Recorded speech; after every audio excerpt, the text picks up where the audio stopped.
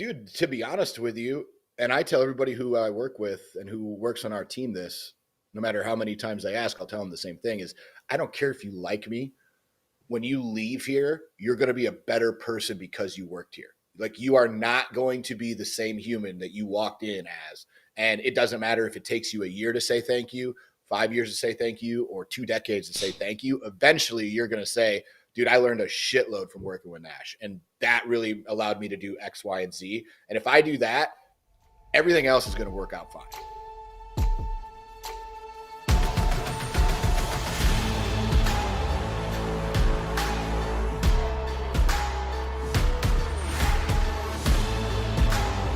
This is Sparta!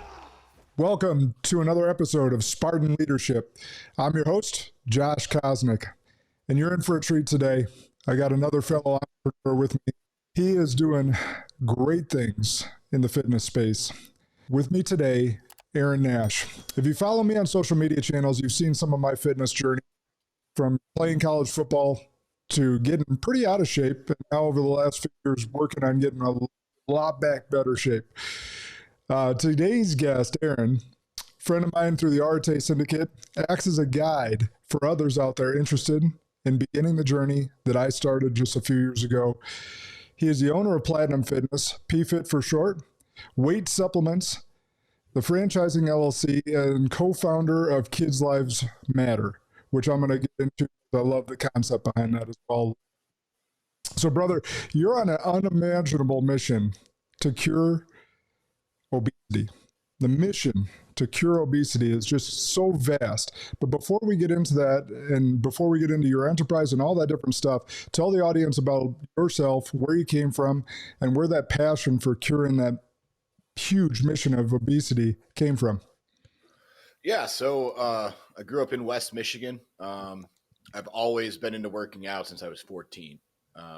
And the reason is, you know, my mom growing up was 5'3", 350-pound Italian lady, right? So I watched her go through gastric bypass surgery. I watched her go through multiple knee replacements, and she's only in her mid-60s. I've watched her go through spinal surgeries, herniated disc surgeries. She had a complication from her gastric bypass that caused her to have a kidney stone that was so big it actually blocked her urethra. It didn't go through, it blocked it. So it actually exploded her bladder into her body. She was septic, had a 20% chance to live. And basically, you know, I've just watched obesity really just tear one of my favorite humans apart. And it's a mission that I've always been really behind, but never really knew how to word it. And even inside of our business, it's a difficult thing when you say that, right? So when you're in one of our PFit locations, you will never hear us say that that's what we do, because there's such a large amount of people who there's such a stigma around the word obesity or fat or, you know, out of shape. So it's just a very, like, even if somebody walks in who's 300 pounds and you say, oh, well, you're fat, like they get offended, or they say, no, they're not. And it's like, nah, you are. So we don't even use that stigma except for in our, obviously, you know, our business and our mantra of our ownership groups and our trainers and our coaches. You know, we know that that's the mission, but how we portray that to the public maybe through a million different other ways of saying it, right? But basically, man, you know, over the last couple of years, it's gotten nothing but worse. We've watched an entire industry, you know, continue to rise up until 2020. Fitness and that entire industry was growing at just an unbelievable rate. But the problem was, so was obesity, which what that meant was more people were getting in and doing nothing to solve the problem. So our goal is obviously to be the solution to that problem, as we truly believe that that's the actual pandemic in our country. Man, it's an awesome mission.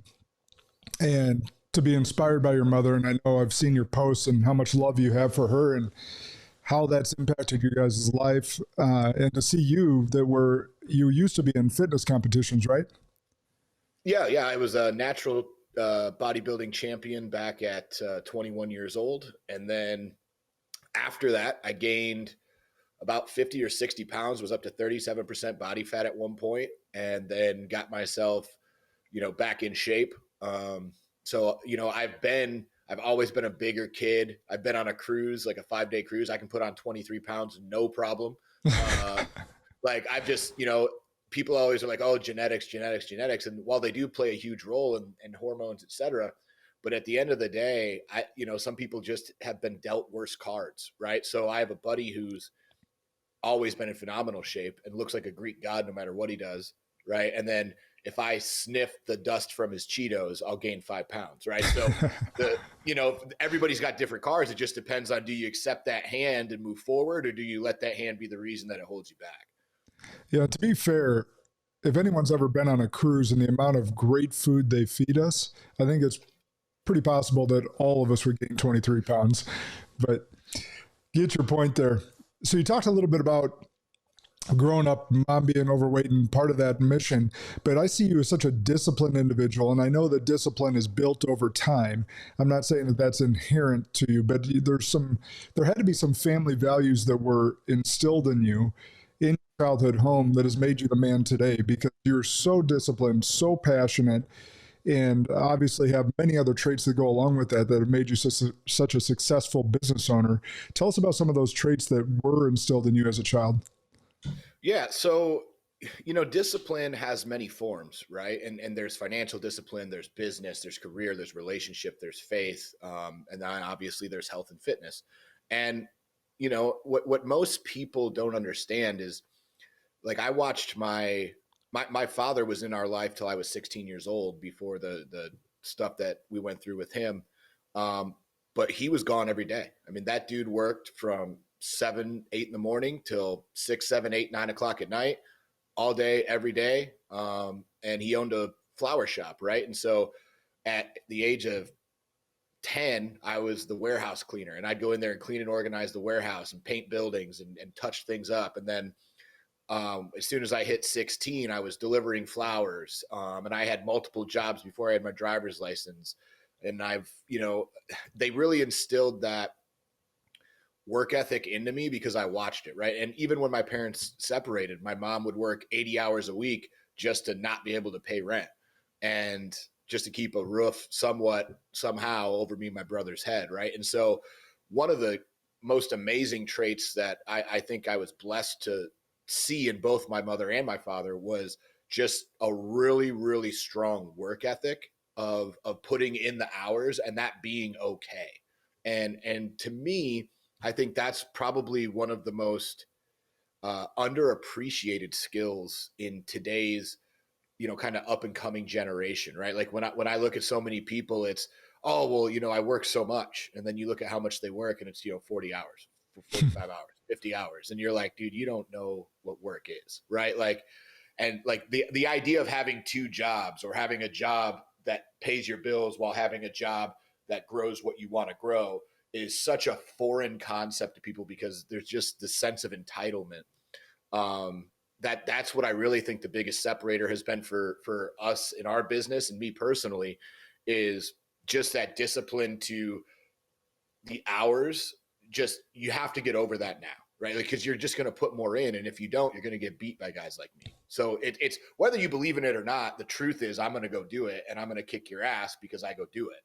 And you can have balance and everything else that you want. But at the end of the day, my dedication to the work and to the hours and to the craft, I'm just going to kick your ass. And so you're never going to be playing for first. You're going to be playing for whatever place you want, but it ain't going to be the top spot.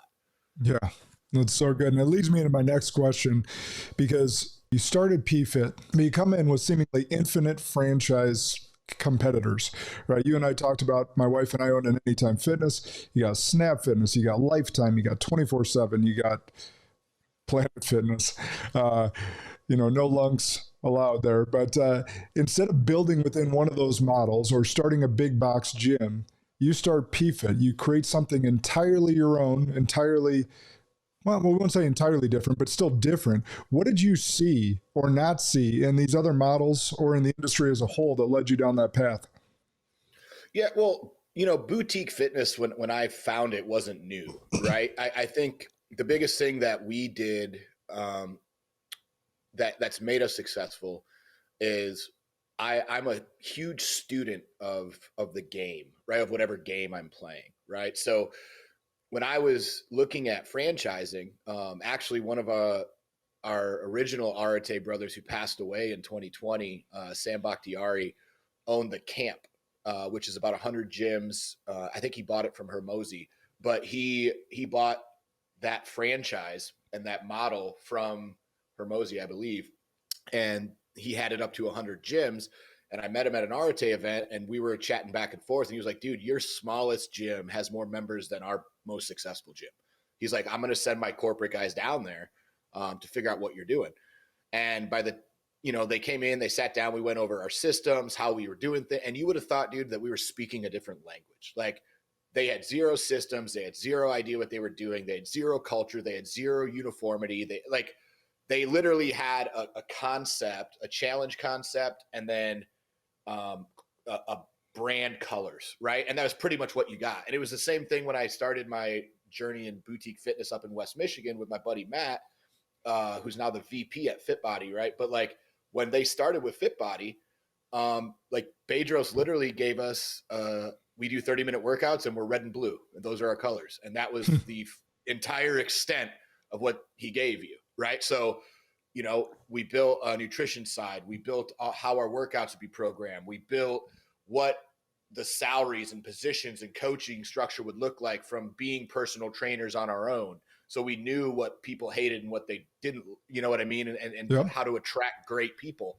And we've parlayed that now, across into ours. And so really all we did is we looked at the holes in everybody else's game that's in our industry. And what's cool is when you're franchising, the air's a lot clearer up there, right? So when you're starting out and you got your own gym, it's like, yeah, dude, the guy next door or the guy down the street, or there's 3 Orange Theories, there's 7 F45s, there's this many Fit Bodies, there's this many Burns, there's this many this, all in our area, right? And it doesn't, so we were competing against them. Once you start franchising, I'm not competing against, some dickhead who has a gym a mile down the road and copies everything we do, who used to be a client, right? I'm not competing with that guy. I'm not competing with the trainer who quit and started his own shit and still hasn't broke even, right? Like, I'm not competing with those guys. I'm competing with Barb, who's on Tony Robbins' stage and is the founder of Orange Theory. I'm competing with Bedros, who's one of the best to ever do it. And I love and respect him so much. I'm competing with, all these other big name, like F45 and Mark Wahlberg money, right? Like, these are the guys I'm actually competing against now. So there's not that many of us in the space. And when you study the top guys, right, and 2 of those have billion-dollar brands now, and you look at them, you go, man, well, here's a hole there, here's a hole there, here's a hole there. Our ideal client wouldn't work out there because of X, Y, and Z. And you start going through their process and their systems with the experience that you have, and you say, well, wait a minute, we do this better, we do this better, we do this better, but they do this. So let's just take what they do really well, we'll plug the holes, and then we'll come up with our own thing. And that's really what we did, right? So we figured out how to have better careers for our people. We figured out how to attract better coaches. We figured out the holes in their systems. We charge less. It costs way less to open. Our fees are less. Our royalties are less. We reward multi-unit owners because we don't want 100 owners for 100 gyms. We want 10 owners for 100 gyms, right? Like, and then we just are figuring all that out. And then what do you get for your royalties? Well, most of these guys, right, like, you're paying a royalty percentage for what? The Aaron Nash's Cool Fund? Like, I'm giving you 7% of every dollar I make for, like, most of these guys are like, oh yeah, that's just our fee for using our systems. It's like, no, bro, like, what are you giving them in support? That's what that fee should be covering. So we even have jobs that we're building inside of our own brand to help and support and facilitate these franchises that are open and running, so that from the process of build out to back end to weekly meetings, et cetera, we've got people who are going to help you every step of the way. And none of these other guys are even in the remote same stratosphere as what we offer for the price that we offer it, because we know that we're just starting out. Now, when we get to that $1 billion evaluation, will our price match? Probably, but we're not there yet. So we're going to try to make sure that we get the base done right, add things as we go, and then as we need to increase price, we'll increase price. Man, it's awesome. What I want everyone to key in on here is not enough just to have a good idea, which Aaron did, but also being a student of the game and understanding exactly what was going wrong in the other franchises, what was a miss, And also, what they were doing really well is being a student of the game. Make sure that you know your competition inside and out, and better knowing yourselves in and out, and what your key purpose is and your mission is, and getting everyone on board. So leading that, one team, one mission. What does that mean to you, your franchise owners, your employees, and your clients? Yeah. So when we started out, right, we kind of came up with a shirt, and that was kind of our hashtag, right? And as it evolved, it kind of turned into the cure obesity thing, right? So that was our mission, right? We just didn't say it. So everyone on our team was about that. So we have current coaches from 17 states and 3 countries in just our corporate gyms that I own. And basically, what we found out was, it didn't matter if you're Black, Asian, Mexican, white, from America, from here, if you're gay, if you're straight, it doesn't, we have all those people who work for us. Doesn't matter. It's the people who are on our mission and want to win at our mission. And that's who we attract from all over the country at all levels, from doctorate to masters to bachelors to just certifications, right? Like, we have all of them. So that's really the differentiating factor with that kind of hashtag or that mission, is it's how we evaluate people that we bring in, right? As we know what we're about, let's find people who are about that and give them opportunity and growth inside of our organization. And magically what happens is you can find those people, right? I think the biggest thing that most people do wrong, especially with core values or hashtags or any of this stuff, is they do it to do it. They don't do it with a purpose of what's the outcome that we're trying to do it for. And that's really where the hashtag came from, was that. Well, what you're saying is one of Stephen Covey's 7 Habits of Highly Effective People begin with the end in mind. And you're right, so many people throwing a hashtag out there or trying to gain social media clout without understanding what the end in mind is. All right, so there's a theme with all these leaders and conversations that I'm having. Tell me what you want, and I can help you get there. Your team has said something similar. We learn where you are, where you want to go, then we build you a roadmap. What does it mean to be the guide in your client's fat loss journey? It's an honor, right? And I think that's the way that our coaches approach it, right? Is we don't, when we post, every day, it seems like we have another 25, 50, 75 or 100-pound club member. And we post them on our stories, but you'll notice it's never about, look how good we did, right? It's never, oh, look what we did. Now, we do it to show people that, hey, the stuff that we teach and the stuff that we do as a product obviously works, because we smash social media with it, right? And because we're celebrating that person. But if you ever look at the messages between our coaches and the clients, or what the clients say, or some of our recommendations, et cetera, it's always about being honored to be part of their journey, right? Because people will come to you at many different things, but because we're not cheap, most people come to us when they're serious, right? Most people will join a gym in January. Our busiest months aren't till March. And the reason is February, March, right? And the reason is most people will join a gym in January because they know they need to get their ass in shape. But what happens is they don't know how to do it. They get frustrated. And if I did something for 6 to 8 weeks and saw 0 results, I'd be extremely frustrated too. Yeah. The difference is most people are so close, they just don't know the tiny little things that they need to switch, or the little bitty things they need to work on that's going to make all the difference for them. And that's really what we do, right? So it's more of, a privilege to see these people finally go, oh, it's not as hard as I was making it out to be. I was just making it harder than it had to be. Yeah, that's so good. And I also want to applaud your core values of your company. I've watched these, I've seen these, and one of my favorite ones is walk the walk. And I see this in you because I'm watching you. I'm not in your places of business at any given day, but I know you're walking the walk. I watched you invest in Ben Newman, who is not inexpensive by any means. He's one of the greatest mindset coaches out there, working with the University of Alabama, Michigan State, Kansas State, and many other entrepreneurs. And you're investing not only in yourself, but your entire team with coaching with Ben Newman. So walk the walk, I've seen you just implement, not only for yourself, but everyone in the business. So what does that mean to you? And why is it so important that it's at all levels of your business? Well, so we've always, obviously with being an RTA, we've always, personal development's always been a thing for me. Pretty much since I started in this career, right? So before then, I never had read a book that wasn't fiction ever in my life. And uh, when I was about 27, 28, I was working in West Michigan for Matt, and he had made me quit my video game job. He had made me go full time. He had put me in charge of these locations, and I was making more money than I'd ever made in my life, and I was still broke, right? And so he gave me a book about just financial intelligence and not self sabotaging yourself, right?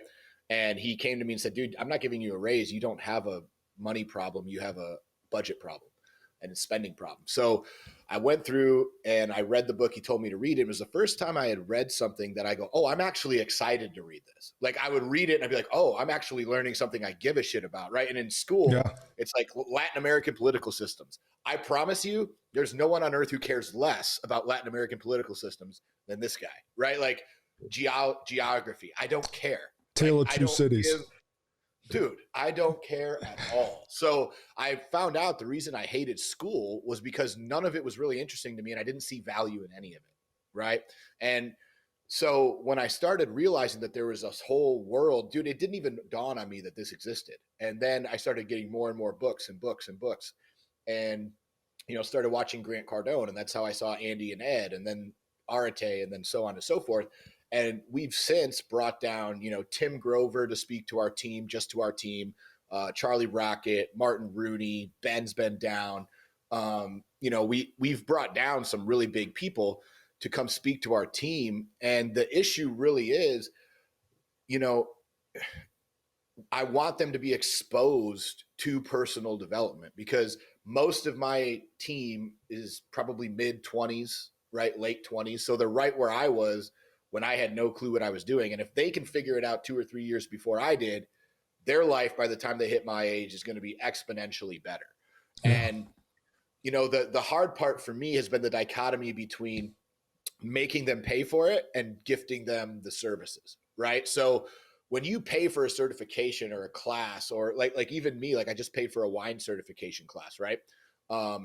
Because I want to be able to learn more about that. So I spend the money on that. I pay Arate. I've never missed a payment since the day that they started accepting my money, right? Like Ben, I've paid well into six figures, right? Like I've probably spent over the last few years $500,000 in personal development without question, no doubt, right? And so for me is if I'm going to put my money into something, I want to make sure that I know what my outcome is before I spend that money on what I'm trying to get out of it.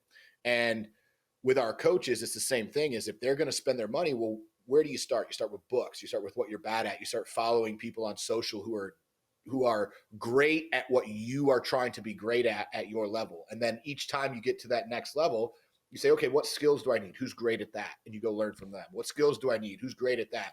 Go learn from them. And luckily, I've been really, really blessed to be able to be around some of the best business mindset, leadership, mental toughness minds on planet Earth. And luckily, I'm able to call all of them friends. So. Yeah. I mean, you're really investing in your people. And that's what I want everyone to hear. Because you're not just investing in yourself, you're investing in your people at a really high level. And a lot of business owners have a fear around that as well. If I invest in these people, if I train these people so well, they'll leave. And it might be true. But what if you don't train them and they stay? What if you don't develop them and they stay? You're getting a weaker, less impactful employee. And what you're doing is, yeah, there's going to be people that leave. I think you mentioned a couple earlier that have left and done something on their own. All well and good. Whether that was well intentioned or not, your intentions were pure in developing them and continue to develop your people because you know they're going to deliver for you at a much higher level. Well, dude, to be honest with you, and I tell everybody who I work with and who works on our team this, no matter how many times I ask, I'll tell them the same thing is I don't care if you like me. When you leave here, you're going to be a better person because you worked here. Like you are not going to be the same human that you walked in as. And it doesn't matter if it takes you a year to say thank you, 5 years to say thank you, or 2 decades to say thank you. Eventually, you're going to say, dude, I learned a shitload from working with Nash. And that really allowed me to do X, Y, and Z. And if I do that, everything else is going to work out fine. So true. On that point, Aaron truly does not give a shit if you like him or not. Truly. It is fun to watch your social media presence. And I know that as you get to the spot that you want to get, you're going to absolutely disappear from social media. You've made that very public. But what's funny for me to watch right now is how people are intimidated or just take you the wrong way because you are a passionate person, opinionated person, but you have one of the biggest hearts out there and you truly care about people. It's just you come off in a brash way and you truly do not care if your language offends anyone, if your style offends anyone. You're going to tell people the truth and you're going to care about the people that are in your sphere and even some on your periphery. But I just want to reiterate that point. Aaron doesn't give a shit if you like him. He's going to have a high impact either way. Well, I think when I started out, man, probably the hardest thing for me was, 2018, 2019, I had a big falling out with a couple employees. I had a big affair that came public. I had people hack my social media and say, like, screenshot things and take them completely out of context. And people that I cared about and loved and thought that, you know what I mean? Like, and then just watch the pile on, dude. And it was at that moment, like I had a couple clients reach out to, oh, you're this, and oh, you've changed, and oh, you're blah, blah, blah, blah, blah, blah, blah, blah, blah. And I had another lady who was 60 something years old at the time. She'd been with me since day one. And she sent me a message. She said, hey, you know what? She said, I just want you to know that nobody's perfect and everybody messes up, and don't let these people get to you. She said, I know the amount that you do in the community. I know the amount of heart that you give to everybody. I know how much you spend and how much time and how much you do because she was one of the teachers that we sponsored her entire class. And, when we sponsor kids for Christmas, it's not, oh, here's some toys for tots and here's some bullshit, right? Like, we go get lists from the kids of what they actually want from Santa. And then we go get that shit and we wrap it with our clients and we do a whole party about it. And then we deliver it to their parents days early so they have time to get it home. And then we give their families gift cards so that they can eat. And we've done over $1 million in philanthropy since I've started. And it's one of the biggest things that we do. We just got done literally a week ago with our teachers drive for supplies for teachers. Because most people don't know that teachers, well, they know they don't make shit, but they don't know that most of them pay for their own supplies for their classrooms out of the money that they don't make shit with, right? So I know how much that we do, and I know the people that I hire, where my heart is, the amount of help that I give others, the amount of things that I do, right? So when people want to say shit, it's fine because it gives you two options, right? You get to evaluate what comes in. Right. And you can either take that and say, well, hey, am I actually this person? Right. And I remember I was on the phone with Andy when all this went down, and he asked me a question because it was about the time, I think it was the time where like A-Rod had gotten caught messing around on J-Lo or something like, and he was like, dude, they're doing stories and he's on the nightly news for 10 minutes every night on this shit. He goes, you ain't nobody. He goes, nobody gives a shit about you. He goes, imagine if you were on this and like how much worse it could be. Right.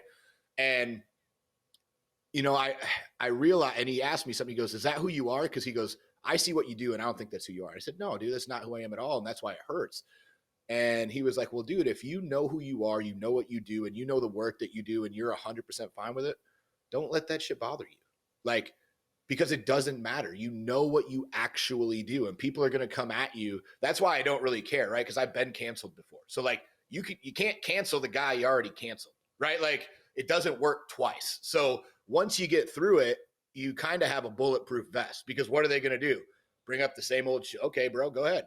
Like you're you know what I mean? And that's part of the reason that I tell people all the things that I do wrong is it's the 8 Mile approach, right? Yeah. Hey man, I'm going to tell them everything that I do bad. So that way, when you tell them, they go, yeah, no shit, dude. He told us already. Yeah. You want to bring up, and dude, it's actually worked in my disadvantage in some cases. I was trying to get an insurance policy and they wouldn't insure me because I had talked about suicide in my book and on podcasts. And I was like, oh, and they were like, yeah, we went and listened to this and this and this and this and this and this, and we saw this. And I was like, man, I'm pretty popular, huh? And they were like, well, and I was like, hey, man, that's awesome. I'm glad you know who the fuck I am. And I'm glad I'm some kind of celebrity to an insurance writer. So now I have to wait 6 more months to reapply.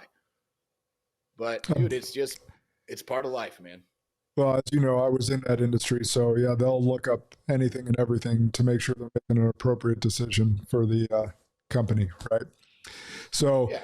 well, there's so much power in what you just said, and you and I both been in some doldrums, like in the pits, and when you can regain that power over being humble and not caring what others think of you, like you said, it's a bulletproof vest. It's truly given, zero fucks anymore. It's about what others say about you. And then you give everything to those that stood by you, those that care for you, and those that you're trying to impact. So I applaud you for all of that. Well, the best part is, man, you get to see if there's actual holes in your game, right? When people come at you like that, like there was some stuff where I wasn't good at. And I was like, yeah, you know what? Like I do suck at that, or I am that, or I did that, or man, if I fill that hole in my armor, where else are they going to get me? Because I'm pretty good at this, and this. So if they're just going to point out the shit I'm bad at, awesome. And if it's stuff that I know I'm not bad at, I don't need to, like, I don't care because I know it's not true. So I think it actually is one of the best things for you is to have people come at you because they're going to dig at every hole in your game. And you're going to either have two choices. You fill that hole and keep moving, or you say, yeah, you're right. And I give up. And that's it. And by the way, these are all people not doing nearly what you're doing. It's always people beneath you, never people above you. Right. Dude, I pay more money in taxes than these fuckers make in a decade. It's true. So I just want the audience to know that it's always going to be people below you attacking you, never above you. Just keep that in mind. So 2 things I want to get to before we let you go. You were one of the biggest thinkers I know. And I'd be remiss if the audience didn't hear where you're at and where you're going.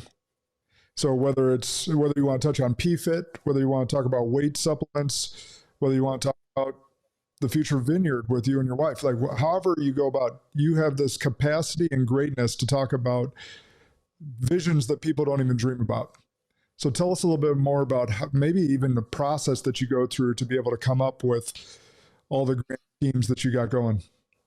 Yeah, well, I think there's 2 things, and one is something that Ed told me, and I'll get to that in a minute, but because it was really special. But I think the other thing that, if I have to be real, is it evolves, right? I think your vision evolves as you win, and as you prove that you can do shit to yourself. And I think so many people they talk the big meme, right, which is, oh, dream bigger, go bigger, go bigger. Oh, your dream's not big enough, and you hear it everywhere you go, right? While it's true, most people still don't care because they've never achieved 100 levels below the dream. So they don't think that even that's possible, right? Like they might say it, but the biggest thing when I started was I wanted to move down to Florida and just have enough and open a gym and have enough money to be able to have a nice house and a family. That was it. That was the dream.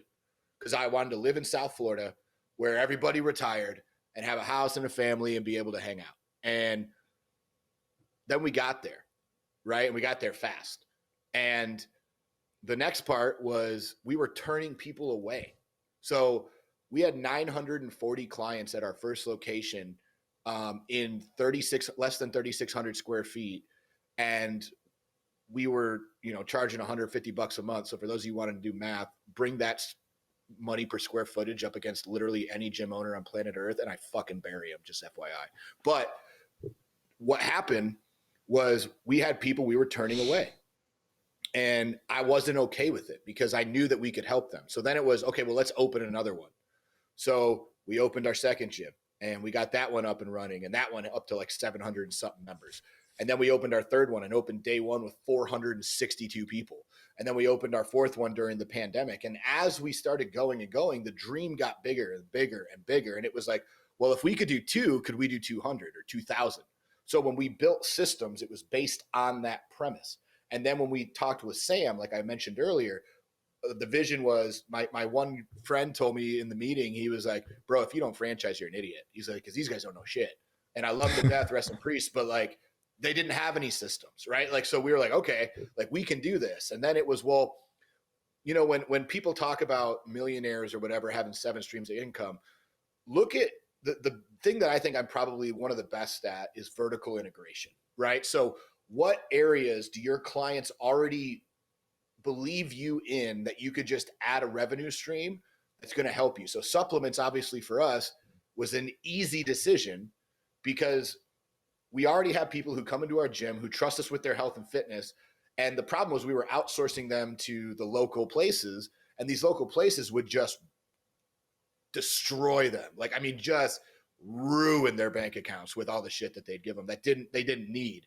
So we started coming up with products that would only fit our clientele. And then obviously, I'm friends with a very prominent supplement company owner who I was able to go up and redo my entire brand and have him help me formulate everything based on our client base. None of it's white labeled his shit. It's all our own formulation. So it's all based on our exact clientele for our exact purpose so everything that we do is based on solving that client's problem. And then we have, like the blood work, the national telemed company that we just signed with. So that way people can find out if they're pre-diabetic, if they're precancerous. My father-in-law, who lost 75 pounds with us and had a widowmaker heart attack a couple of years ago, would have died had he not lost the weight with us. But had he had done the blood work through these guys, he would have found out the level that they needed, and he would have known, and he could have stopped it before it ever happened. And it's a genetic thing. So now my wife and all his kids can go get this checked, and they're never going to have to deal with that. So, and you don't need a lot of those stories as a human to go, I'm doing the right fucking thing, right? Yep. Like if you're saving people's lives that are that close to you, you don't need a lot of those to keep going.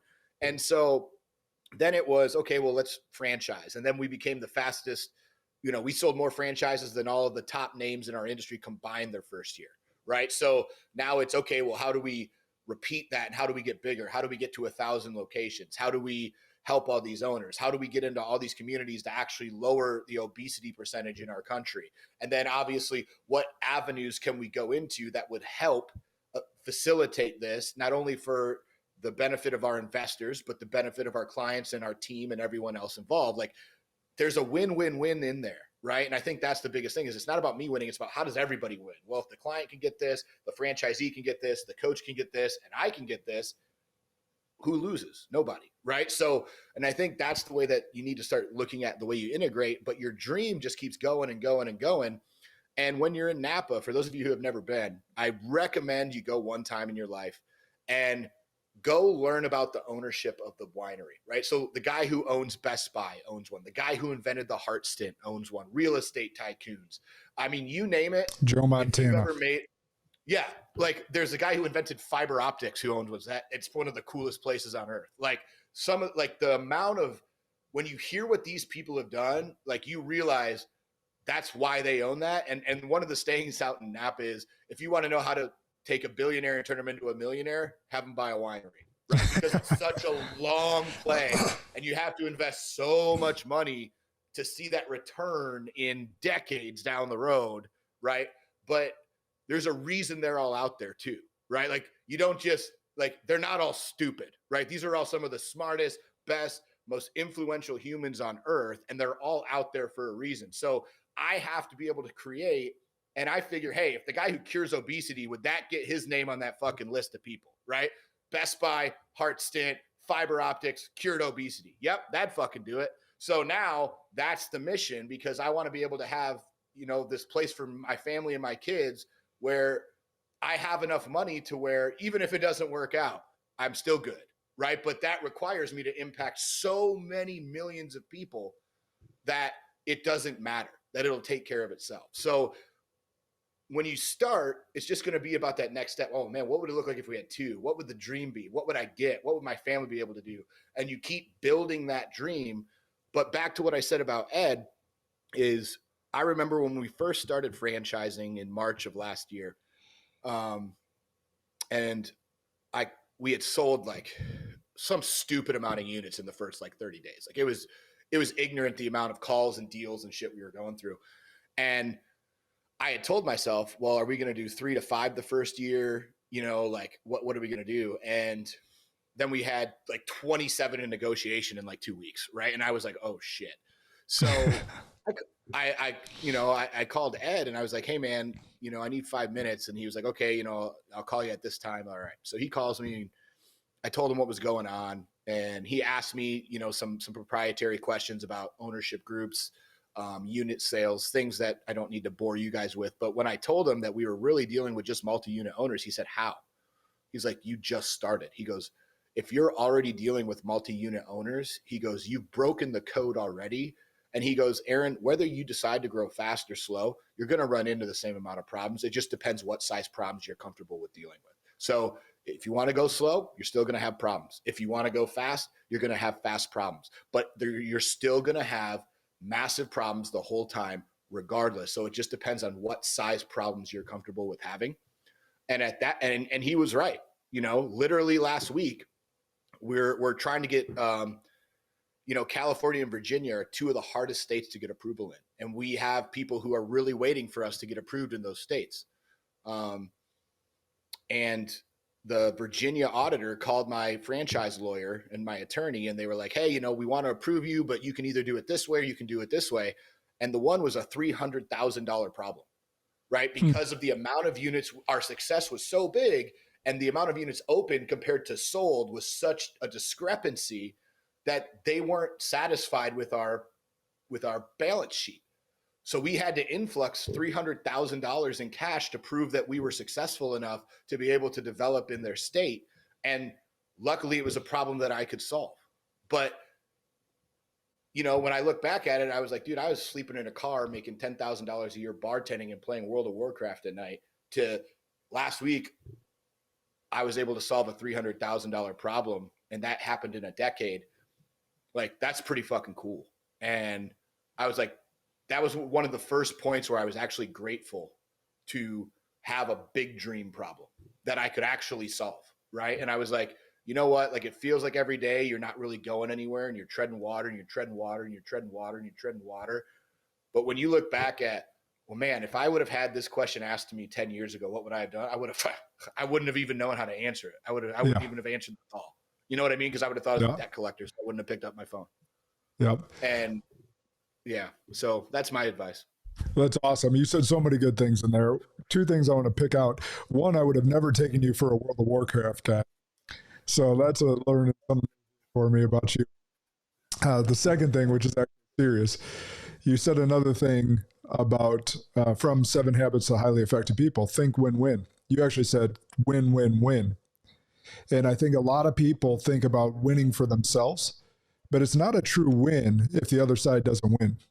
And Andy talks a lot about this in negotiations that we've heard him say, whether it be on his podcast or some of our Arate events, is he thinks Never Split the Difference is an idiotic book. He talks about making sure that it's a win-win on both sides of the table, because what good is it if we burn that bridge and we win and that other person leaves dissatisfied, and all of a sudden they're either an advocate or an adversary of ours, or talking shit about us, or never want to do a deal with us again, and that bridge is burned because we were focused on us winning and not both sides winning. So love that, and love your methodology around there. Well, yeah, we just had that as an example. So we sold our second location that we ever opened, and we had it on the market. We could have got more money for it. We could have got a lot more money for it, actually. And what we decided to do instead was we had a guy who was a little bit younger come in, had a great personal transformation story, wanted to stay with the brand, and wanted to be a franchisee, and wanted to open another location on top of it. So we gave him a massive discount on the price of that location so that he could stay in. And we waited and waited and waited for all the banking paperwork, all the SBA stuff, all the red tape and paperwork to go through. And it took us 4 extra months that we didn't want to waste. But at the end of the deal, like, I was texting him the other day, and he's one of the best dudes I know. Him and his girlfriend who are running are some of the best people. I'm so happy to have them on. But there was a point where he came and he's like, hey man, we forgot to add this and this. So we don't think the business is valued at this. We think it's valued at this much less. And I said, okay, man. Yeah, I could see how you would say that. I said, if you're going to do this as a franchise deal, I said, I'll honor that price. I said, if you're not, I have other offers, but I want to make sure that you're happy with this deal going in, because we're going to have to go through some hurdles that you're going to have to deal with people who don't think the way I do. And the landlord tried to get him over.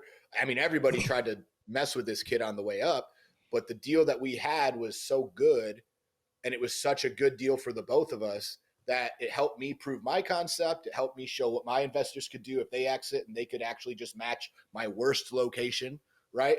And then it also gave him the opportunity to be his own business owner, to get in on our mission. And then they have the opportunity to open another one, because he was putting himself in a positive financial cash situation. So it took 4 extra months, cost me probably $200,000. But at the end of the day, over the next decade, am I going to make that money back plus more if he's a great advocate of our brand and he's super happy with his deal and he makes a ton of money and he becomes really successful? Yeah.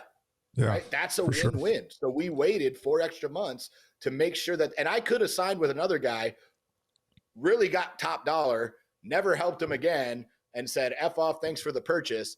And I would have won that deal, right? Like, I would have won that deal. Hands down, I would have won that deal. Everything would have looked better on paper for me, but he wouldn't have won that deal.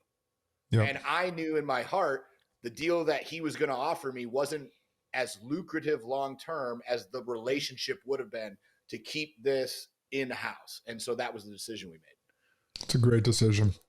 All right, last thing, because I want to be respectful of your time, but I also want to shed some light on this. Kids' lives matter. This is an organization that you co-founded. I want everyone to hear about this, the mission, the purpose, and how they can get involved should they want to. Yeah, sure. So 2020, when we were closed, it was kind of like when all the Epstein kind of Ghislaine Maxwell stuff was initially coming out, right? So I got on the phone with Sean Henry and I was like, hey man, where can we put some money? Like, let's go find an organization. I know everybody's talking about this one organization, but let's go do some research and blah, blah, blah, blah. And we spent about 24 hours just researching different charities and 501c3s and nonprofits in that arena. And really, we're very disappointed when we looked at the P&Ls and looked at the financials of where the money was going and how much was actually going to victims, et cetera. And so when we talked on the phone the next day, I said, dude, I'm not comfortable giving any of these people my money. And he was like, yeah, me either, man. So I was like, well, what do you want to do? And he was like, well, we could start our own.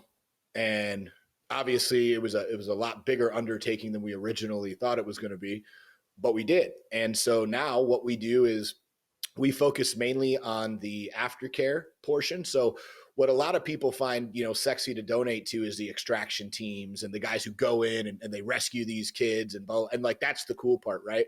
The problem is when they rescue them, nothing happens, right? Like there's not a whole lot of programs set up to help them. So what we do is we do what we call individualized care plans, right? So we work with probably a dozen or 2 dozen organizations that goes and gets these kids and ends up with them. And then whatever they need, they send us proposals for, along with the stories of the victims. Okay. So the hard part is we can't share these stories on social media because A, everything that we post gets banned magically, but B, and more importantly, a lot of it is graphic. And it's not, it's just not stuff that's appropriate. It's hard to see. To put on social media. It's really hard to see, especially for us as parents.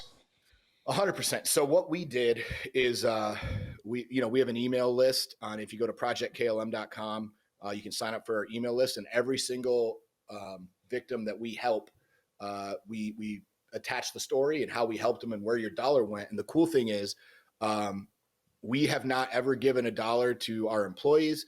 It's all volunteers based on Arete Syndicate members. So if you're not familiar with that group, you should go look it up. But literally, we have about 7 or 8 people who volunteer their time every single week to help go vet companies, to get proposals, to bring in the proposals, and then we, yay or nay on the funding or ask for more information.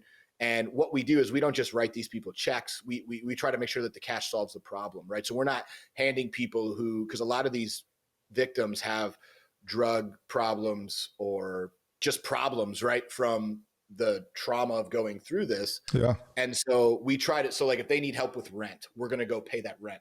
There's one girl, we just paid her tuition, right? So we called the college and said, hey, we're paying for her to go get this. And here's what is the amount. And we told them, if they need stuff that we can get on Amazon, we'll say, hey, where are we sending it?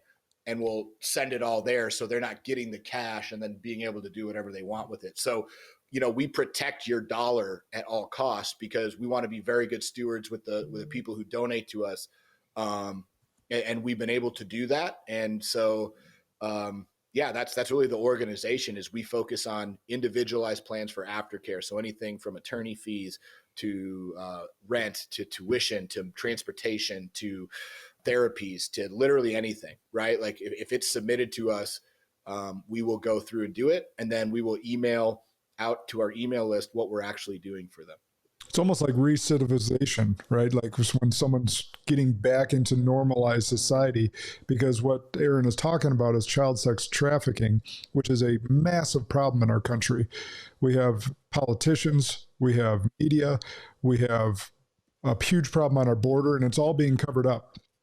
So what the KLM crew is doing is highly needed, and more people need to get on board. So it's just a sickening. I mean, as a father of three daughters, it's a sickening proposition to think about. So, and that's why it's so hard to see some of those stories. And, but it doesn't make it any less real, no matter how hard it is. It's a real situation. It's a real problem. And it's going to take a lot more effort to help alleviate this problem. So Aaron, brother, awesome conversation today. I know everyone got a lot out of this, especially the business owners, especially people looking to grow a vision, grow a culture. You're one of the best I know at that. Really appreciate you taking the time to spend with our audience today. Where can they follow you? I know social media is not something you love to promote, to follow you, but obviously your brand, Kids Lives Matter, all that different stuff. Tell them about it. Yeah. So, if you want to support Kids Lives Matter, it's projectklm.com. We have Instagram is the same. Facebook is the same, Project KLM. For me personally, Instagram is Aaron Nash 20. And that's where I'm probably the most active. I have a Facebook. It's not hard to find me on Facebook, but my friends list is out of spots. And I have a few hundred people in the waiting on that. So, whenever people delete me, like if I see that it's not at 5,000, I'll go through and just add a couple back in. But yeah, so you can add me wherever, but if you want to get in contact with me in any way, I would say Instagram's probably your best bet, as the message request system in Facebook, I do not check because it's just bananas. So yeah, I'm typically much more able to communicate with on Instagram. And if you want to check out his franchises and opportunities, obviously that's the way to get in touch with them. They're growing. One of the fastest, if not the fastest, fitness franchise organizations growing in the country. Obviously, you're killing it on multiple levels, brother. So really appreciate the time. For the audience, remember that good and great are the enemies of possible. Make it a great week.